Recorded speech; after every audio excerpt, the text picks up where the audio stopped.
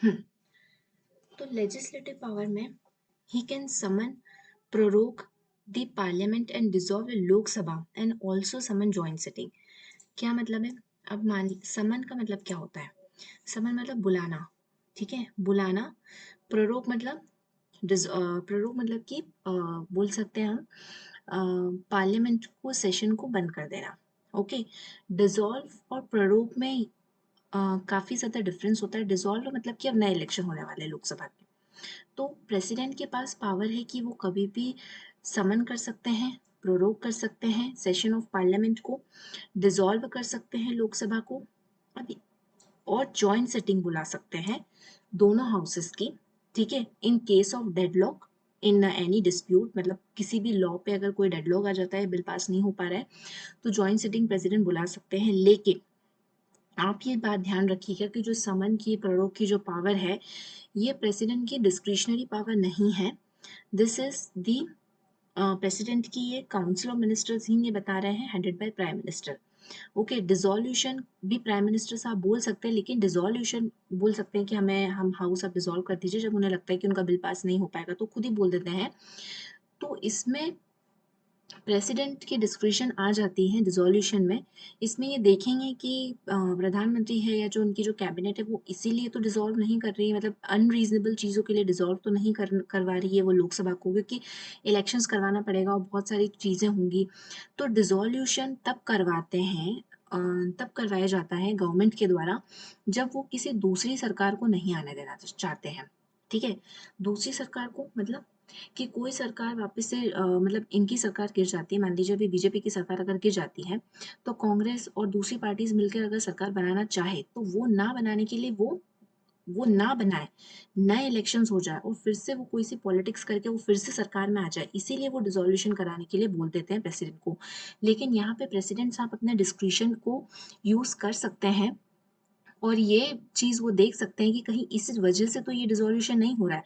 सबसे पहला फर्ज बनता है प्रेसिडेंट का कि वो इलेक्शंस को ज़्यादा से ज़्यादा डिले करे, ठीक है, अगर 5 ईयर के टर्म से पहले हो, क्योंकि इलेक्शन एक बहुत बड़ा प्रोसेस होता है, उसमें बहुत ज़्यादा टाइम होता है, मनी वेस्ट होता है।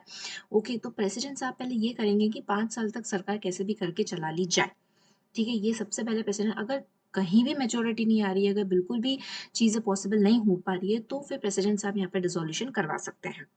ओके। तो मैंने फर्स्ट पॉइंट को बहुत ही अच्छे से समझाया है, होप आपको समझ में आया होगा। सेकंड पॉइंट पे चलते हैं। Commencement of first session after each general election, this is general election, and first session of each year. मतलब जो फर्स्ट सेशन होगा, जनरल इलेक्शंस हो गए 5 साल के बाद, और 5 साल के बाद जो फर्स्ट सेशन होता है उसे कौन हेड करता है? हमारे प्रेसिडेंट साहब हेड करते हैं। और जो भी नया सेशन स्टार्ट होता है, 3 सेशन होते हैं हमारे, बजटरी होता है, मानसून सेशन होता है, और एक हमारा विंटर सेशन होता है फरवरी में। ओके, तो ये जितने भी सेशंस होते हैं, इनके जो फर्स्ट जो सेशन होते हैं, हर साल का जो फर्स्ट सेशन होगा, उसे कौन कमेंस करेगा? वहां पे प्रेसिडेंट साहब मौजूद होंगे, ठीक है। थर्ड पॉइंट है send messages when bill is pending. कोई भी बिल, इंपॉर्टेंट बिल अगर पेंडिंग है, तो प्रेसिडेंट साहब बोलेंगे कि आप इस पे डिस्कशन करिए, ठीक है, इस बिल को पास करिए, या जो भी है इस बिल का आप करिए, इसे पेंडिंग मत रहने दीजिए। फोर्थ पॉइंट है appoint any member of Lok Sabha to preside proceeding in vacancy of speaker and deputy speaker. This is deputy speaker, same as Rajya Sabha. क्या लिखा है पॉइंट का मतलब appoint any member of Lok Sabha, मतलब जब भी स्पीकर और डेप्यूटी स्पीकर नहीं रहेंगे हाउस में मौजूद। देखिए, स्पीकर है तो स्पीकर अपॉइंट, तो स्पीकर सेशन चलाएंगे, हमारा हाउस चलाएंगे। स्पीकर नहीं है तो डेप्यूटी स्पीकर हमारा हाउस चलाएंगे। लेकिन जब स्पीकर और डेप्यूटी स्पीकर दोनों ही नहीं है, तो ये कौन डिसाइड करेगा कि हाउस की जो प्रोसीडिंग्स है वो कौन चलाएगा? तो ये काम करेंगे हमारे प्रेसिडेंट साहब। प्रेसिडेंट जिसको भी अपॉइंट करेंगे वो हाउस की प्रोसीडिंग देखेंगे। सेम होगा ये राज्यसभा में। राज्यसभा में कौन होता है? चेयरमैन कौन होता है हमारा? राज्यसभा में स्पीकर नहीं होते, राज्यसभा में चेयरमैन होते हैं, और वो चेयरमैन होते हैं हमारे वाइस प्रेसिडेंट। वाइस प्रेसिडेंट नहीं आता है तो आपका डेप्यूटी चेयरमैन आ जाता है, ठीक है। और अगर डेप्यूटी चेयरमैन भी नहीं है, तो ये चीज कौन देखेगा? प्रेसिडेंट अपॉइंट करेंगे, ठीक है। राज्यसभा में जो 12 मेंबर नॉमिनेट होते हैं, वो कौन नॉमिनेट करते हैं? वो करते हैं हमारे प्रेसिडेंट, ठीक है, ये तो हमें पता ही है। ये जो इंपॉर्टेंट क्लॉज है, जो मैंने आपको पिछले वीडियो में भी बताया था, आप इसमें देख लीजिए। 2 members in Lok Sabha Anglo Indian, तो ये क्लॉज पहले था कि लोकसभा में एंग्लो इंडियन कम्युनिटी के 2 मेंबर्स होते हैं, लेकिन अब ये क्लॉज को हटा दिया गया है, ठीक है। तो ये कब हटाया था? ये जनवरी 2020 में हटाया गया था। कौन से अमेंडमेंट में? 104th constitution amendment act of 2019, ठीक है। इसे आप याद कर लीजिएगा कॉन्स्टिट्यूशन अमेंडमेंट को, क्योंकि रिसेंट का है, तो ये बिल्कुल प्रीलिम्स में पूछा जा सकता है। ओके, नेक्स्ट बात करते हैं हम फाइनेंशियल पावर्स की। हम बात करते हैं, ठीक है। तो जब हम फाइनेंशियल पावर्स की जब बात करेंगे, तो इसमें कुछ और भी चीज़ें हैं, है ना। लेजिस्लेटिव पावर्स में और भी चीज़ें इंक्लूडेड हैं, ये मैं आपको दिखा देती हूँ। ओके, फिर आता है डिस्क्वालिफिकेशन का point. Disqualification, consultation with election commission, prior recommendation to introduce certain bills. तो देखिए, डिस्क्वालिफिकेशन की बात आती है जब भी किसी मिनिस्टर को, किसी मेंबर ऑफ लोकसभा राज्यसभा को हटाना होगा, तो ये चीज कौन डिसाइड करेगा? प्रेसिडेंट डिसाइड करेगा। और किसकी रिकमेंडेशन, कंसल्टेशन करेगा इसमें? इलेक्शन कमीशन का, ठीक है। Prior recommendation to introduce certain bills. अब कुछ बिल्स होते हैं जो कि प्रेसिडेंट की कंसेंट के बाद ही, उनके रिकमेंडेशन के बाद ही हाउस में इंट्रोड्यूस हो सकते हैं, है ना।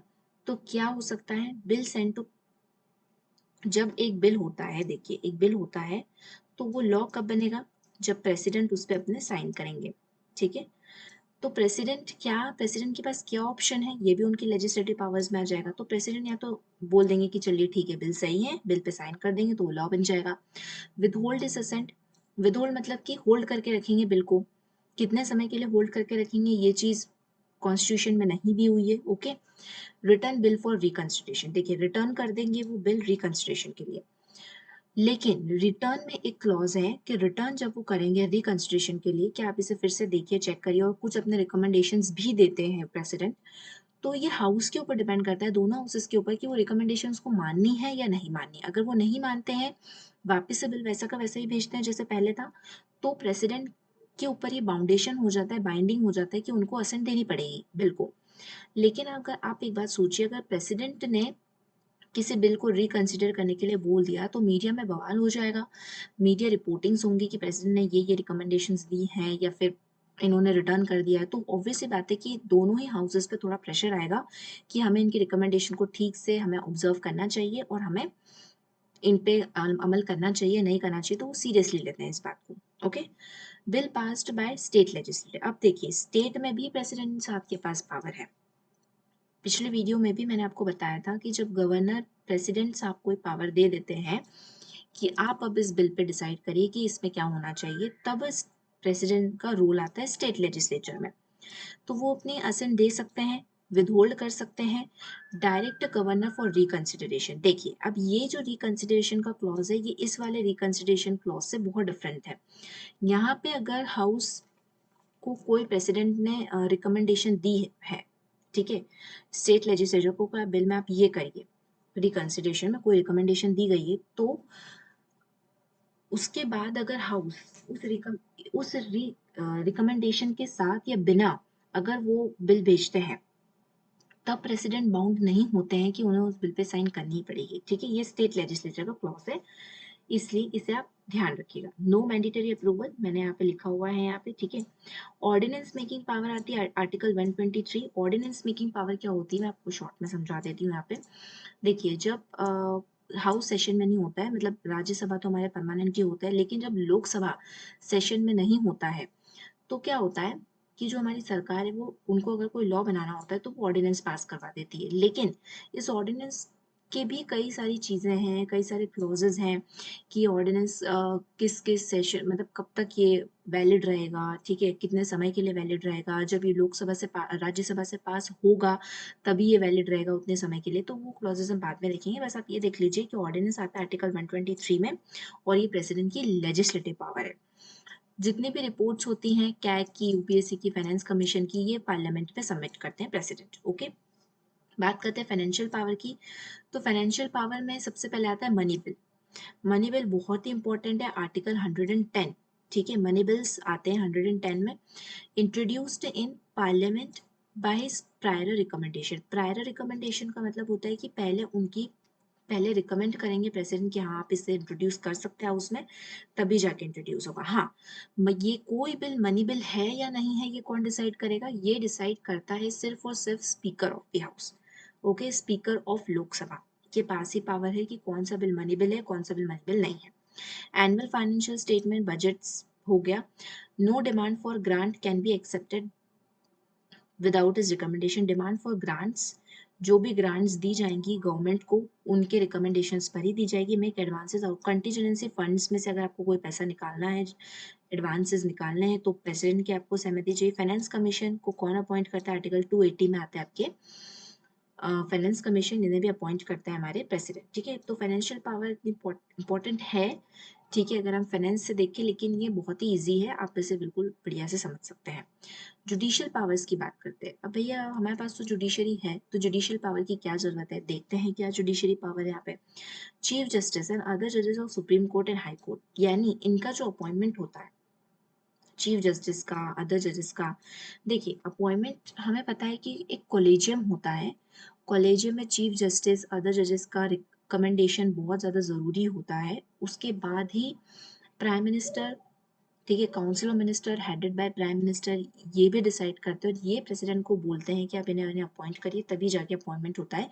लेकिन फिर भी इन्हें जुडिशियल पावर में ही इंक्लूड किया गया है। ओके, हालांकि यहाँ पे जो कॉलेजियम है उसका भी बहुत इंपॉर्टेंट रोल प्ले होता है, वो हम जुडिशियली वाले चैप्टर में देखेंगे। कॉलेजियम पे बहुत सारे केसेस हैं, बहुत सारे डिस्प्यूट्स हुए थे, हमें उन्हें भी समझना है, उन्हें हम आगे की वीडियोज में समझेंगे।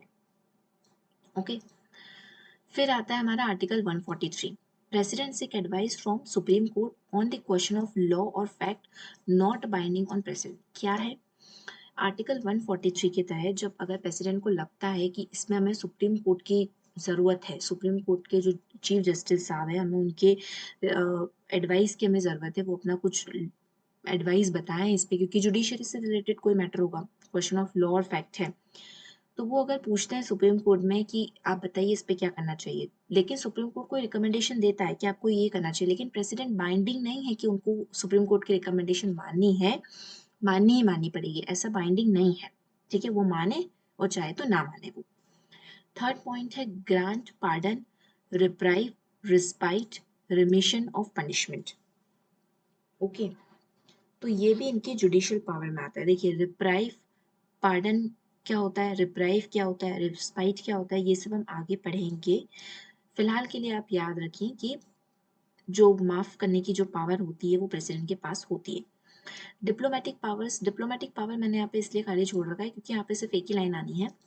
वो क्या आनी है, जो हम बचपन से पढ़ते आ रहे हैं और आपको भी पता ही होगा कि डिप्लोमेटिक पावर्स ये हैं, इंटरनेशनल ट्रीटीज जो भी होगी, ठीक है, जो भी एग्रीमेंट्स होंगे, है ना, वो किसके बिहाफ पे होंगे, वो प्रेसिडेंट के बिहाफ पे होंगे, लेकिन उसमें पार्लियामेंट का अप्रूवल जरूरी है।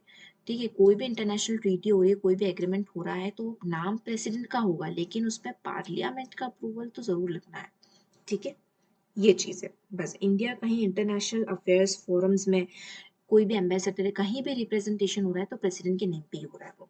ठीक है, मिलिट्री पावर्स, मिलिट्री पावर्स भी बहुत इजी है कि सुप्रीम कमांडर रहेगा of the defence forces of India. President जो होंगे सुप्रीम कमांडर होंगे डिफेंस फोर्सेस ऑफ इंडिया के। ठीक है, कौन कौन सी डिफेंस फोर्सेस होंगी? वो आर्मी होगी, नेवी होगी और एयरफोर्स होगी। ठीक है, इमरजेंसी पावर, इमरजेंसी का चैप्टर हम पढ़ेंगे, लेकिन मैं आपको बता देती हूँ कि 3 टाइप की इमरजेंसी होती है। ठीक है, पहली होती है हमारी नेशनल इमरजेंसी, ठीक है, जो कि आर्टिकल 352 में होती है। सेकंड होती है हमारी प्रेसिडेंट रूल, ठीक है, जो कि आर्टिकल होती है हमारी 356 और 365 में होती है, दोनों में होती है। और फिर होती है हमारी फाइनेंशियल इमरजेंसी, आर्टिकल 360 के अंदर होती है हमारी फाइनेंशियल इमरजेंसी। ओके, तो हमने सारे पावर्स हमने पढ़ लिए, ये बहुत ही शॉर्ट में दिया हुआ है, अगर आप बुक्स में देखेंगे तो बहुत बड़ा बड़ा दे के रखा है, लेकिन इतना ज़रूरत नहीं है, जितना आपको इन नोट्स में दिख रहा है आप उतना ही समझिए। मैंने बहुत ही ब्रीफ में समझाया है आपको, इलेबोरेट करके भी समझाया है, तो आई होप आपको पावर समझ में आई होंगी, नहीं आई होंगी तो आप इस वीडियो को फिर से रिपीट मोड पे लगा के आप देखिएगा, आपको बिल्कुल से समझ में आ जाएंगी ये powers. Okay, so next topic की बात करते हैं हम, veto powers of the president. President के वीटो पावर्स देखिए, वीटो पावर जो प्रेसिडेंट के बहुत ही इंपॉर्टेंट है और काफ़ी मज़ेदार टॉपिक है पावर्स, वीटो पावर की प्रेसिडेंट कब अपना वीटो यूज़ कर सकते हैं। वीटो का मतलब क्या होता है, देखिए मैंने यहाँ पे लिखा हुआ है, वीटो का मतलब होता है फॉरबिट। फॉरबिट मतलब रोक देना, वीटो मतलब रोक देना। तो प्रेसिडेंट कब अपनी वीटो पावर यूज़ करेगा? सबसे पहले आप आर्टिकल याद कर लीजिए, आर्टिकल 111। आर्टिकल 110 हमने याद किया अभी जो मनी बिल्स में था। आर्टिकल 143 हमने जो याद किया था, ठीक है, वो एडवाइस के लिए था कि सुप्रीम कोर्ट से एडवाइस मांगते हैं। आर्टिकल 123 ऑर्डिनेंस के लिए था। तो हम इसी तरीके से हम आर्टिकल्स को लर्न करेंगे, ठीक है। हम आर्टिकल बाय आर्टिकल 1 2 3 4 ऐसे लर्न नहीं करने वाले, हम टॉपिक वाइज आर्टिकल्स को याद करते चलेंगे। सो वीटो पावर ऑफ प्रेसिडेंट की जब बात होती है तो आर्टिकल 111 में बात होती है ये। तो क्या क्या वीटोज है? तो प्रेसिडेंट के पास सबसे पहले तो 4 तरीके के वीटोज होते हैं। ध्यान से सुनिएगा वीटोज को, बहुत ही इंपॉर्टेंट है ये।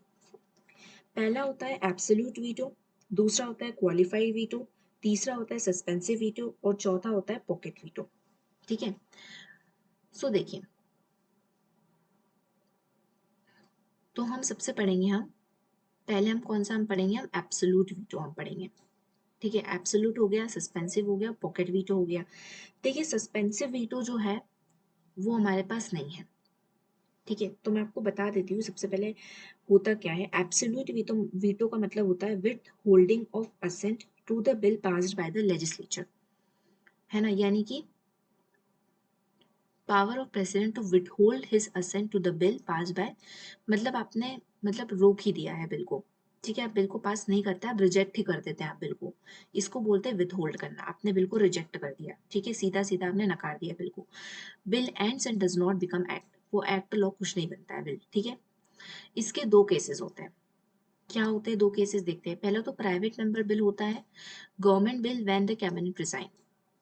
तो प्राइवेट मेंबर्स के बिल होते हैं और गवर्नमेंट, प्राइवेट मेंबर्स के बिल होते हैं। देखिए प्राइवेट मेंबर कौन से मेंबर होते हैं? प्राइवेट मेंबर वो मेंबर होते हैं जो कि मिनिस्टर नहीं है गवर्नमेंट में, उन्हें हम प्राइवेट मेंबर बोलते हैं। इलेक्ट होके वो भी आए हुए होते हैं, लेकिन वो मिनिस्टर नहीं होते हैं गवर्नमेंट में। और एक गवर्नमेंट बिल होता है, गवर्नमेंट बिल को भी तभी रिजेक्ट कर सकते हैं प्रेसिडेंट जब कैबिनेट रिजाइन कर देते हैं। तो सरकार ही गिर जाती है, कैबिनेट रिजाइन करना तो यही होता है, मतलब ओके। तो ये कब का प्रेसिडेंट ने अपने इस एब्सोल्यूट पावर को यूज किया, ये भी मैंने यहाँ पे मेंशन किया हुआ है। 1954 में डॉक्टर राजेंद्र प्रसाद ने पेप्सू करके एक जो बिल था उस पे उन्होंने एब्सोल्यूट वीटो दे दिया था। Second time president R Venkataraman ji थे 1991 में। इन्होंने salary allowances and pension of members of parliament था, इस पे इन्होंने वीटो कर दिया था, ठीक है। सस्पेंसिव वीटो की बात करते हैं। सस्पेंसिव वीटो का मतलब होता है which can be overridden by the legislature with an ordinary power, okay। Sorry, मैंने पहले गलत बोल दिया था कि सस्पेंसिव वीटो नहीं, हमारे पास क्वालिफाइड वीटो नहीं है इंडिया में। क्वालिफाइड वीटो अभी हम आगे समझेंगे। क्वालिफाइड वीटो मैं आपको बता देती हूँ। देखिए क्वालिफाइड वीटो का मतलब होता है कि जैसे कोई बिल पास होता है, ठीक है, जितनी भी मेजोरिटी से वो पास होता है, मान लीजिए सिंपल मेजोरिटी से कोई बिल पास होकर जाता है प्रेसिडेंट के पास, लेकिन प्रेसिडेंट उसे रिजेक्ट कर देते हैं, ठीक है, अपना क्वालिफाइड वीटो यूज करके। फिर वापस से वो बिल पास होता है हायर मेजोरिटी से, जो मेजोरिटी पहले थी उस मेजोरिटी से नहीं, उससे हायर मेजोरिटी से जब वो बिल पास होकर प्रेसिडेंट के पास जाता है, ठीक है, तो प्रेसिडेंट को वो बिल पास करना ही पड़ता है। इसे बोलते हैं क्वालिफाइड वीटो। ऐसा कोई भी वीटो इंडिया में नहीं है अवेलेबल, ये यूएसए में है। यूएसए में है ये क्वालिफाइड वीटो, इंडिया में नहीं है, ठीक है। तो हमें ज्यादा लोड लेने की जरूरत नहीं, हम सस्पेंसिव वीटो पढ़ते हैं। When president return A bill for reconsideration, suspensive veto simple है कि जब प्रेसिडेंट इन्हें रिकंसिडरेशन के लिए दे देगा बिल को, तो वो हो जाएगा suspensive. Bill again passed by parliament with और विदाउट रिकंसिडरेशन मस्ट बी पास, ये मैं आपको पहले ही बता चुकी हूँ। रिकमेंडेशन वो माने या ना माने, आपको पास करना ही पड़ेगा। इसके बाद can not use in money bill and constitution amendment bill. Suspensive veto, ये बहुत ही इंपॉर्टेंट पॉइंट है सस्पेंसिव वीटो का। ये आपके मतलब आपके 3 मार्क का मेंस में भी पूछा जा सकता है और ये आपके ऑब्जेक्टिव्स में भी पूछा जा सकता है। Can not use in money bill, money bill में सस्पेंसिव वीटो प्रेसिडेंट यूज नहीं करेंगे, ना ही कॉन्स्टिट्यूशन अमेंडमेंट बिल में, क्योंकि ये दोनों ही बिल प्रेसिडेंट के प्रायर रिकमेंडेशंस के बाद ही ये हाउस में जाते हैं, ओके। पॉकेट वीटो की बात करते हैं अब हम। तो पॉकेट वीटो का मतलब क्या होता है? Taking no action on the bill passed by the legislature, मतलब कोई एक्शन नहीं ले रहे प्रेसिडेंट साहब, हमारे पास रखा हुआ है, हमने हमारी पॉकेट में रख लिया बिल, अब हमें क्या करना है क्या नहीं करना है ये तो भगवान ही जानेगा, मतलब प्रेसिडेंट के ऊपर ही। Okay, so president neither ratify nor reject nor return, ना तो वो अप्रूवल देते हैं ना तो वो रिजेक्ट करते हैं। देखिए अप्रूवल दे दिया तो कोई बात ही नहीं है, रिजेक्ट करते तो एब्सोल्यूट हो जाता, ना वो बिल को रिटर्न करते, रिटर्न करते तो सस्पेंसिव हो जाता, कुछ भी नहीं करते हैं तो वो पॉकेट में चला जाता है उनके, आप ऐसा मान लीजिए। ठीक है, कोई टाइम लिमिट नहीं है पॉकेट वीटो की, मैंने आपको पहले भी बताया था। लेकिन यूएसए में टाइम लिमिट है, यूएसए में 10 दिन के अंदर अंदर आपको पॉकेट वीटो पे जवाब देना पड़ता है, लेकिन इंडिया में ऐसा कोई टाइम लिमिट नहीं। Pocket of Indian president is bigger than USA, क्यों बोला जाता है कि इंडियन प्रेसिडेंट की पॉकेट ज्यादा बड़ी है यूएस प्रेसिडेंट के, क्योंकि यूएसए में तो टाइम बाउंडेशन है लेकिन इंडिया में कोई टाइम बाउंडेशन नहीं है। पॉकेट वीटो कब यूज किया गया था? 1986 जेल सिंह जो थे हमारे प्रेसिडेंट, उन्होंने पॉकेट वीटो यूज किया था Indian post office amendment bill में। ठीक है, उन्होंने अपनी पॉकेट में रख लिया था और फिर जब नेक्स्ट जो सरकार आई थी, गवर्नमेंट आई थी, फिर वो बना नहीं बना, ठीक है, फिर वो ठीक है। No veto in constitution amendment bill, ठीक है, ये इंपॉर्टेंट क्लॉज फिर से आ गया, देख लीजिए इसे। कॉन्स्टिट्यूशन अमेंडमेंट बिल में किसी भी टाइप का वीटो यूज नहीं होगा। और ये बात कब आई? 24th constitution amendment act 1971। फिर से कॉन्स्टिट्यूशन अमेंडमेंट लिखते चलिए आप, कॉन्स्टिट्यूशन अमेंडमेंट्स आर्टिकल्स जो भी चीज़ें यहाँ पे बताई जा रही है वो इम्पोर्टेंट है, एग्जाम पॉइंट ऑफ व्यू से, कॉन्सेप्ट के व्यू से, हर चीज़ से इम्पोर्टेंट है। ठीक है, आपको कहीं और कुछ भी पढ़ने की ज़रूरत नहीं है, आप बस इन नोट्स को अच्छे से पढ़िए, बार बार इन्हें देखिए, पढ़िए, लिखिए, देखिए, पढ़िए, लिखिए। ओके, तो आपको ये चीज़ें याद हो जाएंगी। कॉन्सेप्ट भी है इन नोट्स में, इन नोट्स में फैक्ट्स भी है, कॉन्सेप्ट भी है, नोट मेकिंग का तरीका भी है, आपको सब कुछ मिल रहा है इन नोट्स में। ओके, तो आप इससे अच्छे से पढ़िए और इसका अच्छे से यूज़ करिए। ठीक है, अब यहाँ पे एक डिफरेंस बिटवीन हम लेकर आए हैं कि वीटो का जो सेंट्रल में और स्टेट में, ठीक है, क्या डिफरेंस है। देखिए, जब ऑर्डिनरी बिल होता है, ऑर्डिनरी बिल होता है तो प्रेसिडेंट क्या करेंगे, या तो बोल देंगे कि हाँ चलो बिल पास हो गया, या तो बिल्कुल रिजेक्ट कर देंगे, या तो रिटर्न करेंगे। स्टेट लेजिस्लेचर में क्या करेंगे, तीनों चीजें ये करेंगे, हाँ भैया पास हो गया, रिजेक्ट हो गया, रिटर्न हो गया। मनी बिल में क्या करेंगे, मनी बिल में उनको रेटिफाई ही करना पड़ेगा क्योंकि उन्हीं के कंसेंट से आता है ना। रिजेक्ट भी कर सकते हैं मनी बिल, लेकिन वो रिटर्न नहीं कर सकते मनी बिल। ठीक है, यहाँ पे भी रेटिफाई और रिजेक्ट है, रिटर्न नहीं होगा। Constitution amendment bill can be ratified, ratified मतलब कि आपको इसको कंसेंट देनी है, आप रिजेक्ट और रिटर्न नहीं कर सकते। और यहाँ पे तो इंट्रोड्यूस होगा ही नहीं स्टेट में, स्टेट में कभी भी कॉन्स्टिट्यूशन अमेंडमेंट एक्ट इंट्रोड्यूस नहीं होगा। ठीक है, ऑर्डिनेंस मेकिंग पावर। अब हमारा आता है ये final topic, ordinance making power का एक टॉपिक है हमारा। देखिए हम वीटोज पढ़ चुके हैं। ओके, अब हमारे पास 2-3 टॉपिक्स ही बचे हैं जिन्हें हम फटाफट हम कंप्लीट करते हैं। ठीक है, ताकि आपका प्रेजेंट वाला चैप्टर कंप्लीट हो जाए। ओके, सिर्फ 2 pages, only 2 pages are left. Okay, तो स्टार्ट करते हैं। ऑर्डिनेंस मेकिंग मैंने आपको लेजिस्लेटिव में सिर्फ मैंने आपको बताया था कि आर्टिकल नंबर 123 में आता है, लेकिन हम यहाँ पे इसे अच्छे से पढ़ लेते हैं ordinance making power of president को। देखिए ये 5 मार्कर में पूछा जा सकता है मेंस में, प्रीलिम्स में तो इसमें अनगिनत क्वेश्चंस बन सकते हैं। ठीक है, मैं आपको जितना बता रही हूँ कॉन्सेप्ट के बेसिस पे आपके प्रीलिम्स में क्वेश्चन बन सकते हैं। ठीक है, मेंस में ये 5 मार्कर में पूछा जा सकता है, explain the ordinance making power of president, बस दैट्स इट। मेंस में आपको सिर्फ ये आपको लिखना है। ओके, अगर आप इतना पूरा अगर आप लिख देंगे ना 5 मार्क्स में, आपको फुल मार्क्स मिलने वाले हैं। Okay, you got 5 out of 5। ठीक है, कब आपको 5 आउट ऑफ 5 मिलेंगे, जब आपके कॉन्सेप्ट क्लियर होंगे। मैं आपको ये नहीं बोल रही कि पूरा का पूरा आपको यही लिखना है, रटना है, नहीं, मैं आपको इतने अच्छे से कॉन्सेप्ट समझा रही हूँ यहाँ पर कि आपको ऑटोमेटिकली सब कुछ आपके दिमाग में जाता जाएगा। आप मेरे ही इन वीडियो को अगर आप बार बार देखेंगे, सुनेंगे, तो आपको पूरी पॉलिटी आपको समझ में आ जाएगी। ओके, तो घबराना नहीं है, बहुत अच्छे से हम पढ़ रहे हैं यहाँ पे। स्टार्ट करते हैं। Ordinance making power of president article 123 में आती है, 123 में आती है, पहले बता चुकी हूँ मैं। Ordinance during recess of parliament, this is recess, most important legislative power of president. तो ये कब यूज करी जाती है, जब पार्लियामेंट का कोई एक हाउस सेशन में ना हो। एक हाउस में कौन होगा, वो मान लीजिए अब लोकसभा ही है, क्योंकि वही उनके सेशंस होते रहते हैं, नहीं होते हैं। राज्यसभा तो आपका परमानेंट हाउस है। दोनों हाउस सेशन में, सेशंस हम देख सकते हैं, हाँ, सेशंस जो होते हैं दोनों हाउस सेशन में ना हो ऐसा हो सकता है, कोई एक हाउस सेशन में हो ऐसा भी हो सकता है। तो जब कोई एक हाउस सेशन में हो या दोनों ही हाउसेस सेशन में ना हो तो ऑर्डिनेंस मेकिंग पावर यूज करते हैं प्रेसिडेंट। कब यूज करते हैं, for unforeseen and urgent matters. देखिए लिखा हुआ है कॉन्स्टिट्यूशन में कि अनफोर्सीन अर्जेंट मैटर्स में यूज करेंगे, लेकिन ऐसा होता नहीं है प्रैक्टिकली। क्यों नहीं होता है हम आगे देखेंगे। 4 लिमिटेशंस भी हैं, इनकी कुछ लिमिटेशंस है, देखते हैं क्या क्या लिमिटेशंस है। ठीक है, ऑर्डिनेंस मेकिंग पावर की लिमिटेशन क्या है देखते हैं। One house not in session, तभी होगा ये इंट्रोड्यूस जब दोनों हाउस या एक हाउस सेशन में ना हो। When president satisfy the circumstances, ये बहुत ही इंपॉर्टेंट लॉस है भैया। प्रेसिडेंट सेटिस्फाई सर्कमस में जब प्रेसिडेंट को ऐसा लगेगा कि आपको ऑर्डिनेंस मेकिंग पावर आपको यूज करनी चाहिए, क्योंकि देखिए ऑर्डिनेंस बनाने के लिए कौन बोलेंगे, council of minister headed by prime minister बोलेंगे। लेकिन प्रेसिडेंट भी अपने डिस्क्रिप्शन को यूज कर सकते हैं यहाँ पे कि हमें इन पे बनाना चाहिए ऑर्डिनेंस या नहीं बनाना चाहिए। हो सकता है कि प्रेजेंट गवर्नमेंट जानबूझ के ऑर्डिनेंस लेकर आ रही हो जब पार्लियामेंट सेशन में ना हो। ठीक है, Cooper versus union of India case, case laws अगर आप अपने क्वेश्चंस में, अगर आप अपने आंसर्स में इंक्लूड कर देते हैं तो आपको बहुत नंबर मिलते हैं। पॉलिटी में case laws are most important. जिस तरीके से हिस्ट्री में डेट्स इंपॉर्टेंस है, उसी तरह की पॉलिटी में article, constitution amendment, case laws. ठीक है, कॉन्स्टिट्यूशनल असेंबली के डिबेट में किसने क्या कहा, डॉक्टर बी आर अम्बेडकर ने क्या कहा, है ना, के मुंशी ने क्या कहा, ये सारी चीज़ें बहुत इंपॉर्टेंट है पॉलिटी में। तो जहाँ भी आपको ये चीज़ें दिखें आप इन्हें तुरंत नोटेड डाउन कर लीजिए।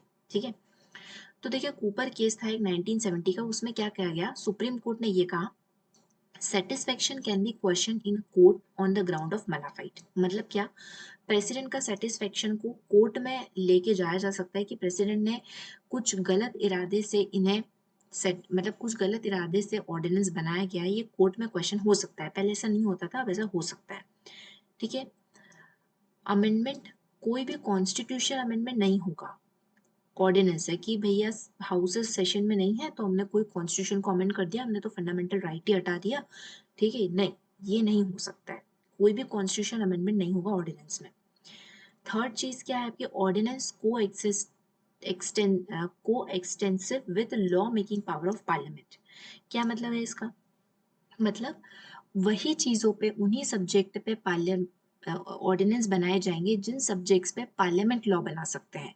पार्लियामेंट कौन से सब्जेक्ट पे लॉ बना सकते हैं, पार्लियामेंट एक तो यूनियन लिस्ट पे लॉ बना सकते हैं और एक कॉन्करेंट लिस्ट पे लॉ बना सकते हैं।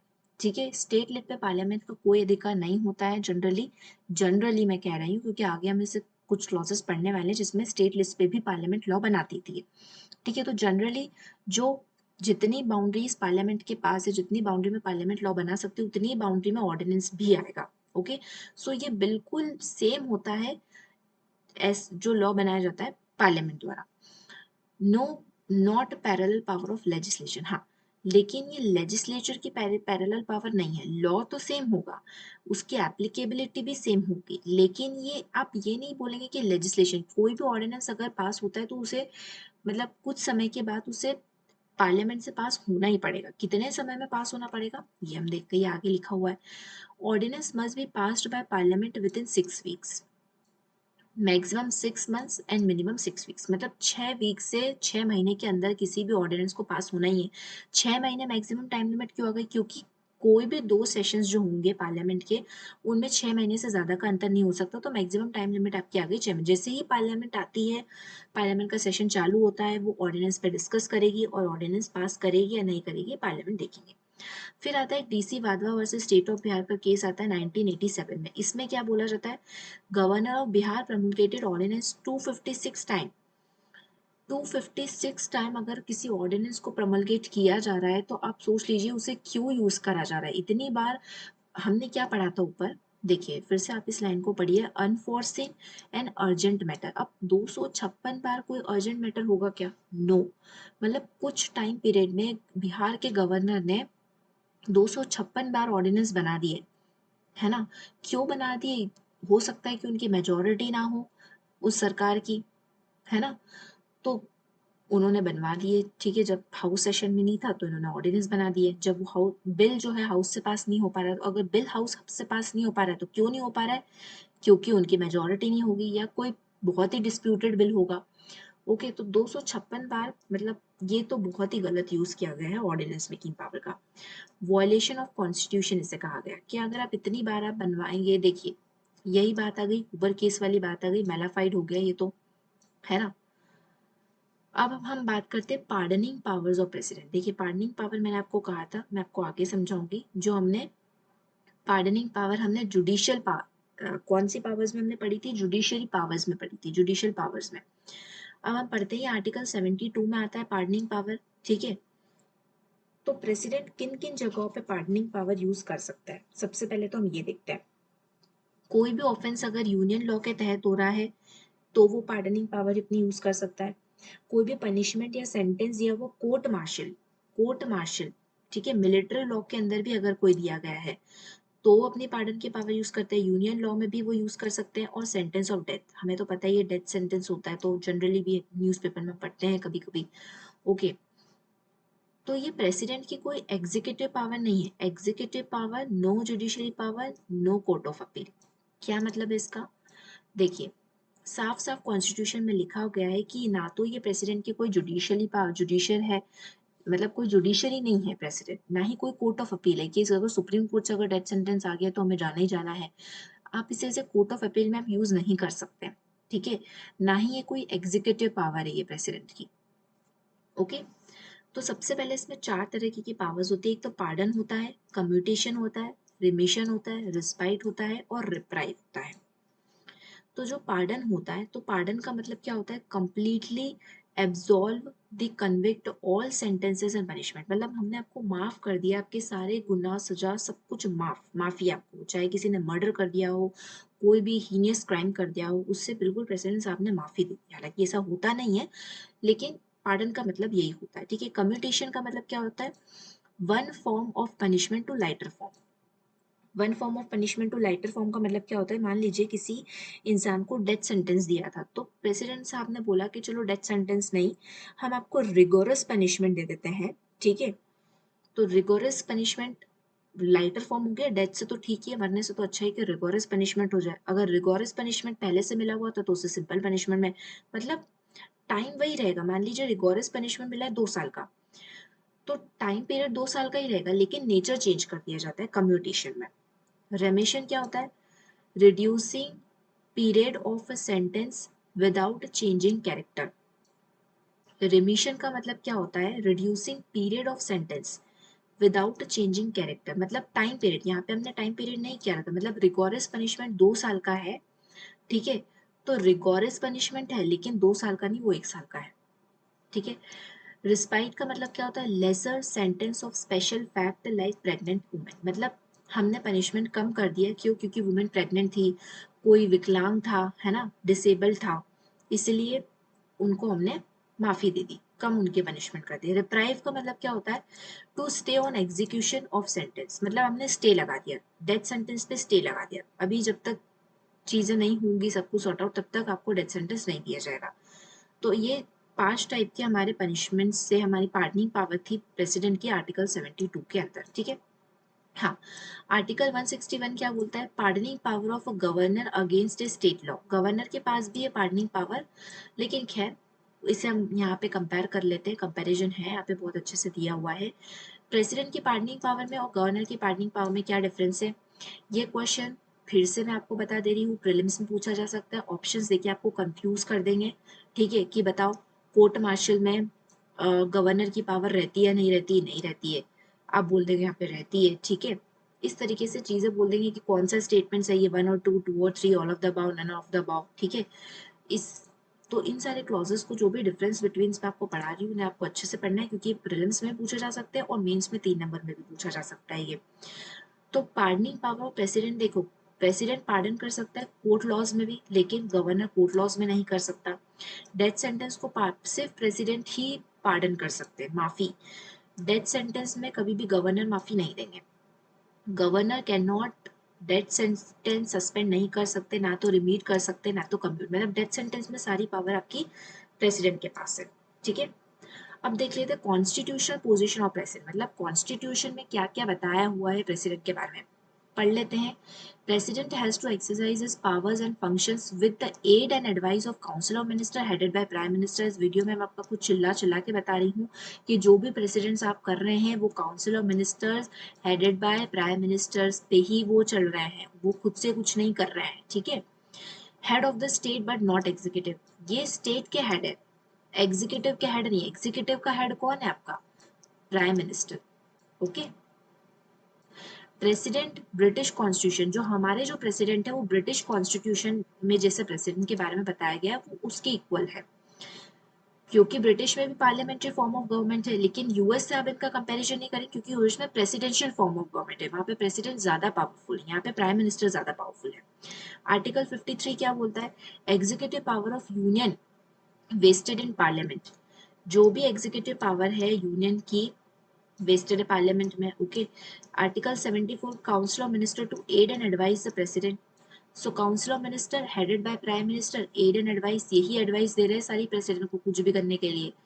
Article 75 council of minister collectively responsible to Lok Sabha, मतलब कुछ भी चीजें होती है, निर्मला सीतारमन जी कोई भी स्टेटमेंट दे देती है या कोई भी लॉज एंड पॉलिसीज बता रही है तो council of ministers collectively responsible है, काउंसिल ऑफ मिनिस्टर्स को उनका साथ देना ही है। अगर वो एग्री नहीं करते काउंसिल ऑफ मिनिस्टर किसी पॉलिसी से तो उन्हें रिजिग्नेशन देना है ना, रिजिग्नेशन देना देना पड़ेगा। अगर वो एग्री करते हैं तो कलेक्टिवली रिस्पॉन्सिबल है लोकसभा को।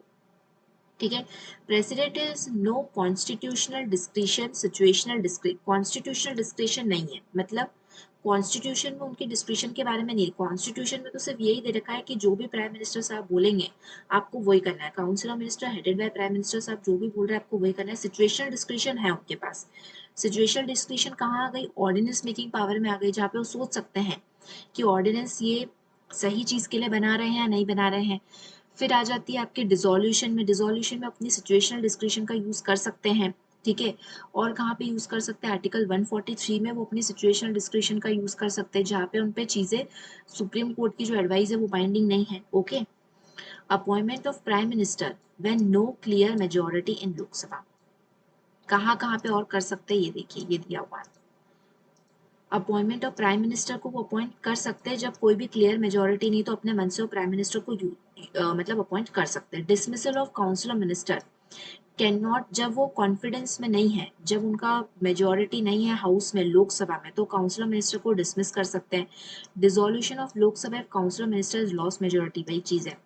ठीक है, सो यहाँ पे हमारा प्रेसिडेंट का चैप्टर खत्म होता है। आई होप आपको समझ में आया हो जैसा भी मैंने समझाया है।